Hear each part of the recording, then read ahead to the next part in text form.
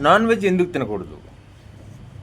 దీనికి కూడా ఒక స్పష్టమైనటువంటి విధానం ఉంది. ఎందుకు అంటే మానవ యొక్క శరీరం అంతర్భాగంలో ఉన్నటువంటి జీర్ణ వ్యవస్థ కావచ్చు, అలాగే నోటి ద్వారా తీసుకునేటువంటి ఇక్కడి నుంచి కూడా కావచ్చు, మానవుడి యొక్క ఈ పళ్ళు మొదలుకొని అన్నీ కూడా ఈ యొక్క నాన్ వెజ్ తినడానికి కాదు, వెజిటేరియన్ తినడానికి మాత్రమే.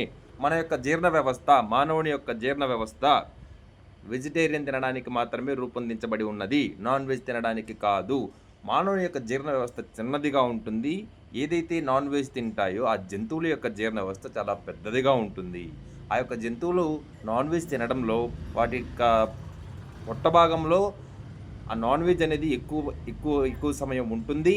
కాబట్టి వాటికి పొట్ట పెద్దదిగా ఉంటుంది. మానవుడి యొక్క పొట్ట నాన్ వెజ్ తినడానికి, ఆ యొక్క జీర్ణ వ్యవస్థ నాన్ వెజ్ తినడానికి రూపొందించబడినది కాదు.